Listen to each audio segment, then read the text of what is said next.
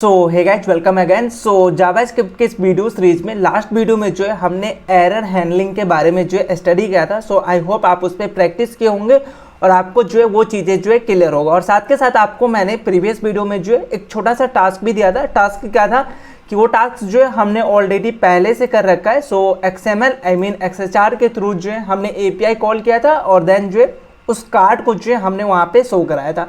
Same काम जो है हमें करना है यूजिंग फेच मेथड। सो यहाँ पे जो है मैंने वो टास्क को कंप्लीट करके रखा है। आई एज्यूम कि आप भी जो इसको किए होंगे।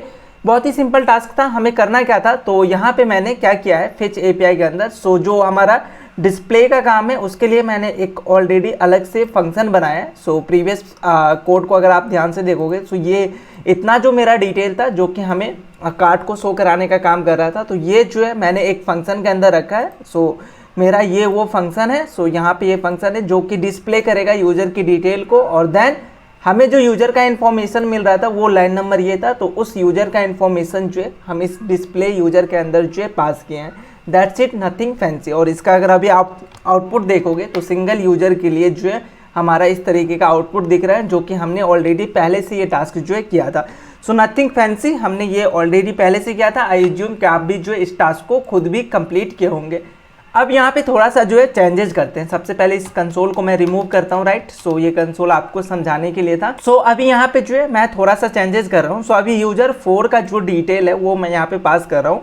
अब मुझे क्या करना है, एक यूजर का डिटेल जो है मुझे और शो कराना है। लेट्स एज्यूम यूजर 4 अगर आप पास कर रहे हो तो यूजर 4 का डिटेल तो UI पे शो हो ही हो, साथ के साथ यूजर 3 का भी जो डिटेल है हमें शो कराना है, या उससे एक प्लस यूजर या एक minus, it's up to you कि आप किस यूजर का दिखाना चाहते हो। मैं अभी फिलहाल एक यूजर इसके बैक, अगर 4 ID हमें पास कर रहा है तो मैं 3 का जो है डिटेल साथ के साथ जो है शो कराऊंगा। और ये काम हमें करना है using promise. So I hope आप ये काम जो है खुद भी कर सकते हो। सो एक बार वीडियो को पॉज करो, ट्राई करो कि कैसे करेंगे। नहीं होता डोंट वरी, हम जो है इस वीडियो को कवर करेंगे कि कैसे करना है। सो आई एज्यूम कि आप जो है एक ट्राई खुद से किए होंगे। सो अभी मैं यूजर को डिस्प्ले कहाँ पे करा रहा हूँ, यहाँ पे जो है एक यूजर मेरा डिस्प्ले हो रहा है। जैसे ये यूजर डिस्प्ले हो जाएगा उसके जस्ट नेक्स्ट काम हमें क्या करना है, नेक्स्ट जो हमारा नेक्स्ट यूजर है उस यूजर को जो है हमें यहाँ पे डिस्प्ले कराना है। सो यहाँ पे मैं क्या करूँगा, अगेन एक मैं API कॉल करूँगा। सो API कॉल करने के लिए हम यूज करेंगे फेच मेथड। सो अगेन आप इस फेच मेथड को जो है यहाँ पे यूज करोगे। सो ये मेरा फेच मेथड होने वाला है और इस फेच मेथड के अंदर जो मेरा ID अगर मान के चलो 4 आ रहा है तो मैं यहाँ पे एक माइनस कर दे रहा हूँ, 4 - 1। डैट मीन्स हम 3 वाले यूजर को जो है यहाँ पे हम कंसोल कराने वाले, सॉरी UI पे शो कराने वाले। सो ये हमारा हो गया। सो ये जो हमारा फेच मेथड है बेसिकली ये क्या करता है, प्रॉमिस रिटर्न करता है। तो इस प्रॉमिस को जो है आप चाहो तो यहाँ पे जो है एसेस करके और देन उस प्रॉमिस को जो है आप गो थ्रू कर सकते हो। आई मीन वहाँ से जो है डेटा लेके आ सकते हो यूजिंग देन मेथड। सो ये काम जो है आप कर सकते हो, या यहाँ पे एक काम और कर सकते हो। आप क्या कर सकते हो कि जिस तरीके से हमने यहाँ पे फेच के अंदर ही देन मेथड यूज किया है, सेम उसी तरीके से यहाँ पे भी जो है हम देन मेथड यूज करके और देन जो है हम इसके वैल्यू को जो है डीस्ट्रक्चर करेंगे। अगेन हम वैल्यू चेक करेंगे।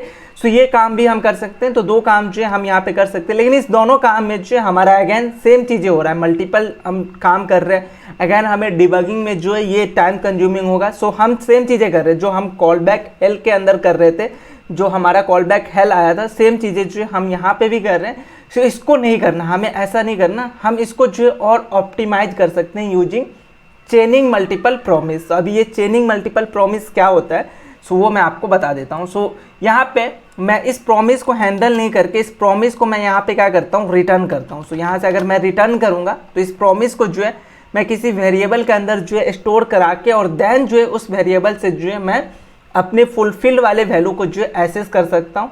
या इससे बेटर ऑप्शन है कि हम चेनिंग मल्टीपल प्रॉमिस जो है, जो हमारा कंसेप्ट है उसको जो है हम यूज करेंगे। तो इसमें हमें क्या कहता है कि जहाँ पे आपका प्रॉमिस, पहला प्रॉमिस खत्म हो रहा है उसके जस्ट नीचे जो है आप अपना नेक्स्ट प्रॉमिस जो है यूज कर सकते हो।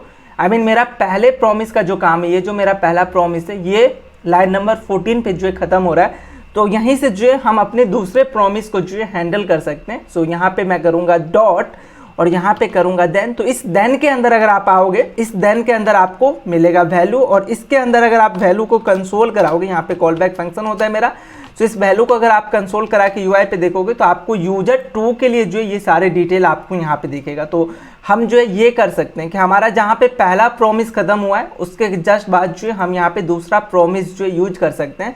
सो ये काम हमारे लिए जो है ज़्यादा ईजी होगा। और अगैन यहाँ पे जो है हम वैल्यू को पहले क्या करेंगे, जेसन में कन्वर्ट करेंगे, देन वहाँ से जो है हम यूजर को डीस्ट्रक्चर करेंगे। तो सेम काम ही करना है, यहाँ से लेके जो यहाँ तक का जो हम काम कर रहे थे ये काम हमारा यहाँ पे रिपीट होने वाला है। तो मैं क्या करता हूँ, इस कोड को यहाँ से कॉपी करता हूँ और यहाँ पे जो है मैं पेस्ट कर देता हूँ, क्योंकि हम सेम चीज़ें कर रहे हैं, रिपीटेड काम कर रहे हैं। तो यहाँ पे मैं करूँगा और इस समय जो मेरा यहाँ पे एरर होगा ID डज नॉट मैच, ये एरर नहीं होना चाहिए, थ्रो ये नहीं करना चाहिए। यहाँ पे मैं ऐसा लिख देता हूँ previous card not match, previous user not available, ऐसा जो है मैं यहाँ पे अवेलेबल, ऐसा जो है मैं यहाँ पे एरर जो है थ्रो कर सकता हूँ। और देन जो है इस देन को जो है यहाँ से मैं क्लियर कर लेता हूँ, आई मीन इस तरीके से जो है हम इसको क्लोज कर सकते हैं।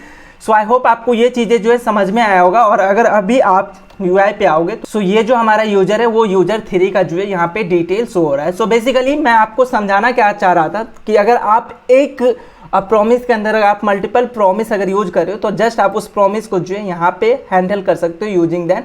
सो इसको हम कहते हैं इसको हम कहते हैं चेनिंग मल्टीपल प्रॉमिस। सो अगर यहाँ पे एक और मेरा प्रॉमिस होता तो उस प्रॉमिस को जो है मैं जस्ट यहाँ से जो है मैं हैंडल कर सकता हूँ अपने लास्ट से।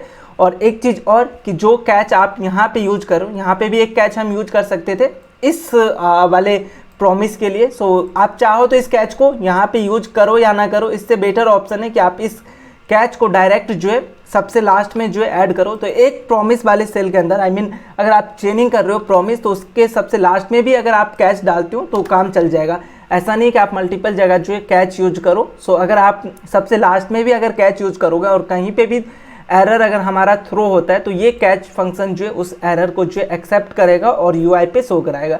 सो अगर ये प्रॉमिस अगर हमारा फेल होता है किसी कारणवश से तो ये थ्रो जो है हमें यहाँ से आएगा। और ये प्रॉमिस अगर हमारा फेल होता है तो इसके लिए जो है हम यहाँ से जो है मैसेज थ्रो कर रहे हैं। तो ये जो हमारा कंसेप्ट है ये हमारा है चेनिंग मल्टीपल प्रॉमिस। लेकिन स्टिल यहाँ पे भी जो है हमें कोड ऑप्टिमाइजेशन की नीड है कि हम कुछ काम जो है रिपीट कर रहे हैं। मान के चलो अभी हमें 1-2 और कार्ड दिखाना हो, 1-2 और यूजर को दिखाना हो तो अगैन हम यहाँ पे क्या करेंगे, एक और API कॉल करेंगे, उसको रिटर्न करेंगे और उसको यहाँ पे जो है यूजिंग देन फंक्शन जो है हम एसेस करेंगे। सो हमारा काम जो है रिपीट हो रहा है, कुछ चीज़ें हैं जो हम रिपीट कर रहे हैं तो इसको और हम ऑप्टिमाइज कर सकते हैं। कैसे? सो यहाँ पे अगर आप चेक करोगे तो ये इतना लाइन ऑफ कोड जो है हम रिपीट कर रहे हैं तो इसको हम क्या कर सकते हैं, किसी फंक्शन के अंदर जो है स्टोर करा के देन जो है उसको यहाँ पे कॉल करके जो है हम काम कर सकते हैं। तो ये काम जो है हम नेक्स्ट वीडियो में करेंगे। लेकिन अभी आपको ये चीज़ें जो है समझ में आया होगा कि चेनिंग मल्टीपल प्रॉमिस में जो है हम किस तरीके से मल्टीपल प्रॉमिस को with in one promise response जो है हम हैंडल कर सकते हैं। सो यहाँ पे एक चीज़ मैं आपको इस एरर के लिए दिखा दे रहा हूँ। सो यूजर 4 अगर मैं पास कर रहा हूँ तो यूजर जो है 3 का डिटेल है। लेट्स अज्यूम मैं यहाँ यूजर 1 का अगर मैं यहाँ पे पास करूँगा तो यूजर 0 का जो है डिटेल हमारे पास नहीं है। सो यूजर 0 जो है यहाँ पे आएगा। सो इसके लिए हमारा ये वाला जो मैसेज है, ये जो एरर है वो थ्रो होना चाहिए।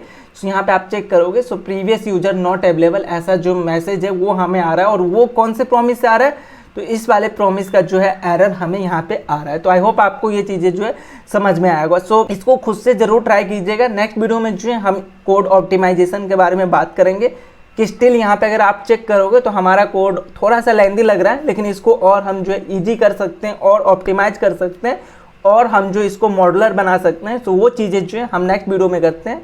सो फिलहाल आप इन सारे पार्ट्स को जो है खुद से ज़रूर ट्राई कीजिएगा। सो हम मिलते हैं नेक्स्ट वीडियो में इनसे आगे के कंसेप्ट के साथ।